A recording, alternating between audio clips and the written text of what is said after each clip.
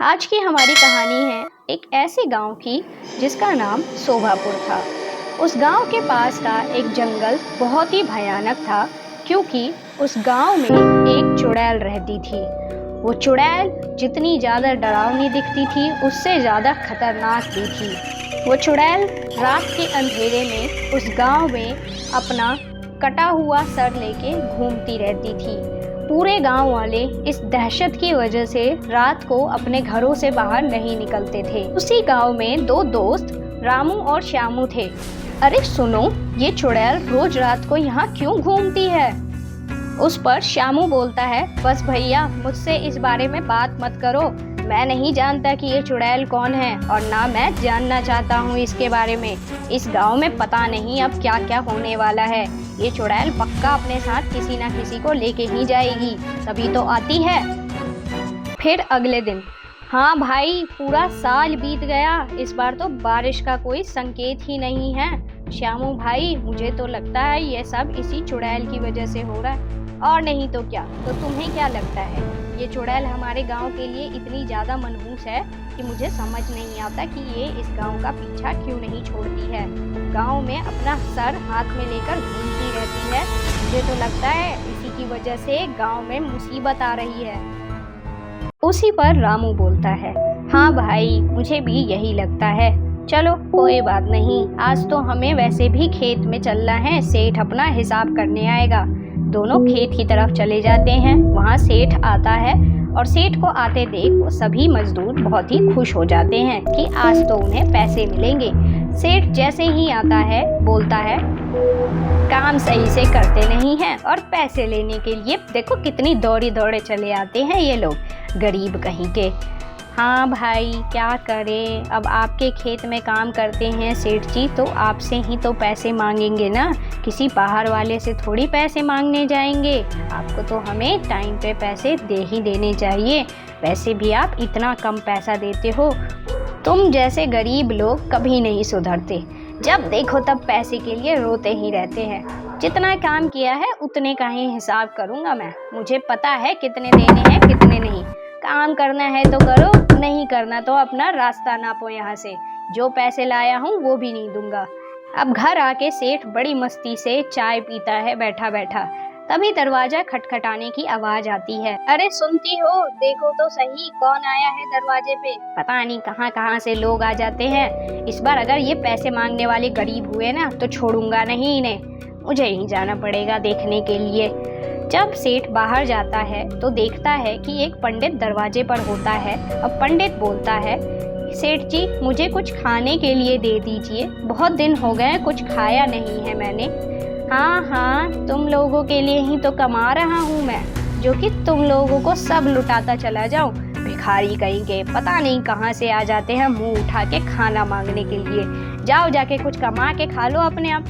तुम्हें इतना ज़्यादा घमंड है अपने पैसों का, देख लेना एक दिन यही पैसा और यही घमंड तुम्हारे नाश का कारण बनेगा। तब मतान, ये क्या किया आपने?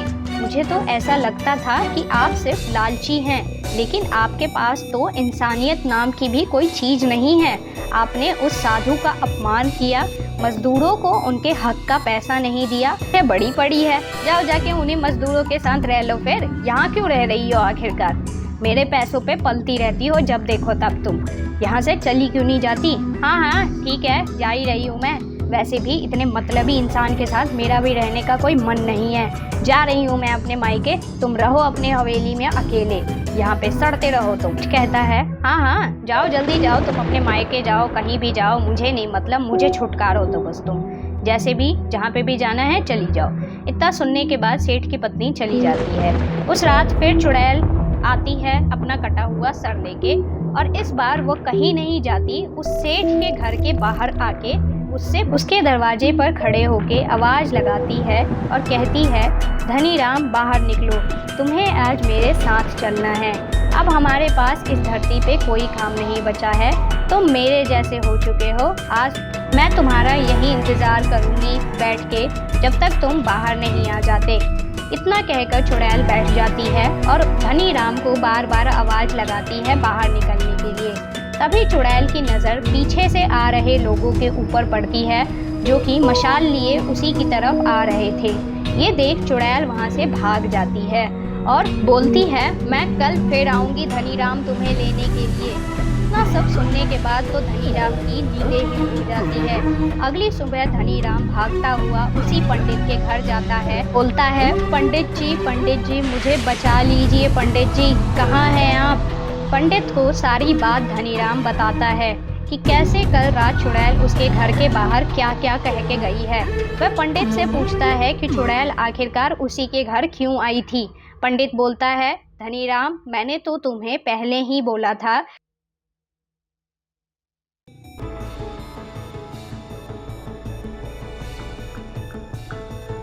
तुम्हें यहाँ से ले जाने से कोई नहीं रोक सकता। अब धनीराम तुम सोचो कि तुम कैसे बचोगे। इतना सुनने के बाद अगली रात फिर चुड़ैल आती है और बोलती है, बाहर आओ धनीराम, आज तुम्हें मेरे साथ ले जाने से कोई नहीं रोक सकता। आज तुम्हें मैं अपने साथ लेके जाऊंगी और तुम्हारा अभिषेक करके तुम्हें अपने राज्य का राजा बनाऊंगी। और ऐसा कह के चुड़ैल वापस हंसती हुई वहाँ से चली जाती है। ये बात अब पूरे गांव में फैल चुकी थी। हर तरफ लोग उसी के बारे में बात कर रहे थे कि धनीराम के घर पे आखिरकार ये चुड़ैल क्यों आई थी। मुझे तो लगता है कि पक्का ये धनीराम को उठा के ले जाने वाली है। हाँ भाई, वैसे भी धनीराम इतना ज्यादा क्रूर और पापी है।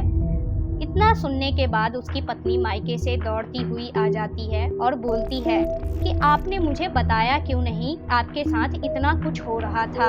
मैं कैसे नहीं आती आखिरकार आपकी इस हालत को सुनने के बाद। आखिरकार आप हो तो मेरे पति ही। अरे भाग्यवान, तुम कितनी अच्छी हो। मैंने तुम्हारे साथ इतना गलत किया, उसके बावजूद तुम मुझे बचाने के लिए यहाँ पे आ गई हो। अब मैं आपको बचाने का एक ही उपाय है, आपके अंदर इंसानियत जगानी होगी। उसके लिए आपको गांव वालों के साथ जितना भी आपने गलत किया है, जिनके भी आपने पैसे लिए हैं, उन सब के पैसे आप वापस कर दीजिए। यही एक रास्ता है। इतना सुनने के बाद धनीराम सारे काम कर लेता है। अगली रात जब वापस चुड़ैल आती है उसके घर पे, तो वो फिर बोलती है, धनीराम बाहर आओ धनीराम, मैं तुम्हें ले जाने के लिए आई हूँ धनीराम। आज मैं तुम्हें लेके ही जाऊंगी। आज तीसरा दिन है, आज अगर तुम बाहर नहीं निकले तो मैं तुम्हारे घर के अंदर घुस सकती हूँ। अब तो आ जाओ धनीराम बाहर, मैं यही इंतज़ार कर रही हूँ तुम्हारा। इतना कहकर चुड़ैल वहीं बैठ जाती है। तभी उसकी पत्नी बाहर आती है और बोलती है, ए चुड़ैल, अब तुझे क्या चाहिए। अब तो मेरे पति ने इंसानियत का काम करना भी शुरू कर दिया है। अब वो तेरे जैसे नहीं रहे हैं, तो अब वो तेरे साथ नहीं जाएंगे, तू चली जा यहाँ से। इतना सुनने के बाद चुड़ैल उठकर वहाँ से चली जाती है और तब से चुड़ैल उसी पेड़ पर झूलते हुए अपने राजा का इंतज़ार कर रही है। हमें कमेंट में ज़रूर बताएं कि आपको ये हमारी कहानी कैसी लगी। अगर आपको कहानी अच्छी लगती है तो वीडियो को लाइक करके चैनल को सब्सक्राइब करना मत भूलिए। Thanks for watching.